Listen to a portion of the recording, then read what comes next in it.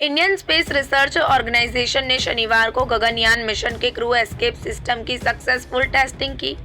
श्रीहरिकोटा के सतीश धवन अंतरिक्ष केंद्र से सुबह 10 बजे से लॉन्च किया गया था। इसे टेस्ट व्हीकल अबॉट मिशन 1 नाम दिया गया।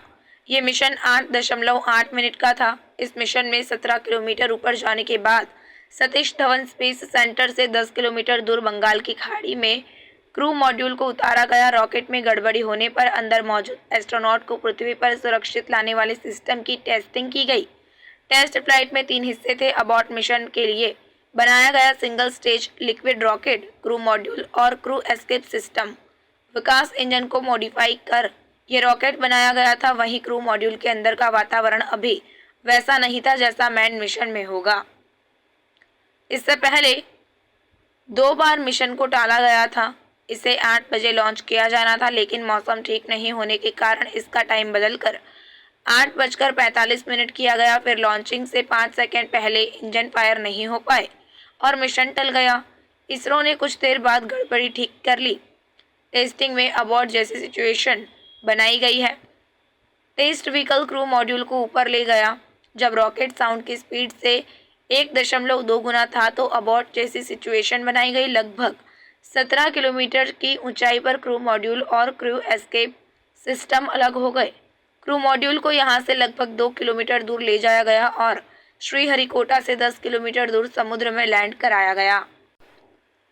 इस मिशन में वैज्ञानिकों ने यह टेस्ट किया कि अबॉर्ड ट्रैजेक्टरी क्या ठीक तरह से काम करेगी। असल मिशन के दौरान रॉकेट में खराबी आने पर एस्ट्रोनॉट कैसे सुरक्षित रूप से लैंड करेंगे, इसकी टेस्टिंग की गई। मिशन टेस्टिंग के लिए कुल 4 टेस्ट फ्लाइट भेजी जानी है।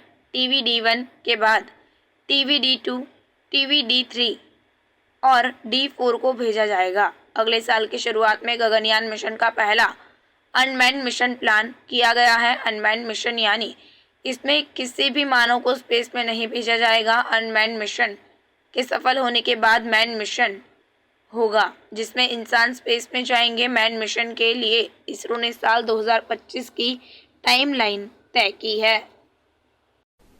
This is from SDSC SHAR.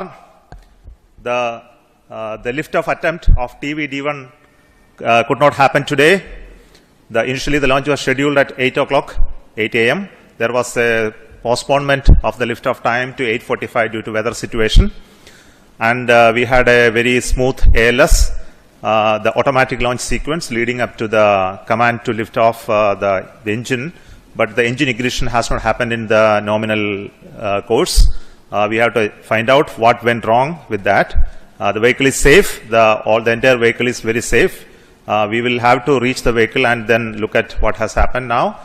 We will come back soon after analyzing what has triggered the automatic launch sequence holding the vehicle. So what has happened is the computer which is doing this function, the ground checkout computer which is doing the function, has withheld the launch in view of the anomaly observed. So we will come back with the anomaly understanding and correct it and schedule the launch very soon.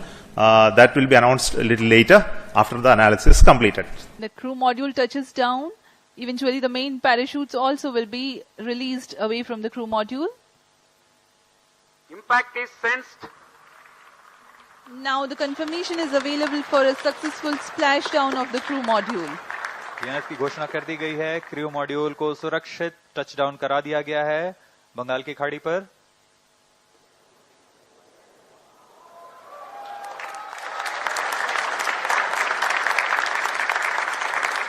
ये आप visual देख सकते हैं, खुशी की लहर वैज्ञानिकों में।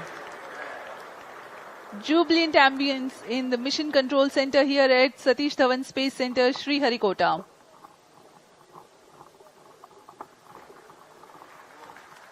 On your TV screens, the visuals live from the Bay of Bengal. Mission Director. This is Mission Director. The TVD-1 mission has fully accomplished its objectives. The crew module has safely landed the targeted point. Mission उद्देश्य प्राप्त कर लिया गया है। अब आपको संबोधित करेंगे इसरो अध्यक्ष Shri S Somnath. ISRO has achieved a successful test vehicle flight and has moved a step closer to the prestigious Gaganyaan mission. We take leave from you. Do continue to stay tuned for the address by Secretary DOS, Chairman ISRO, Shri S. Somnath. आप सभी दर्शकों को शुभकामनाएं। हम आपसे आज्ञा लेते हैं।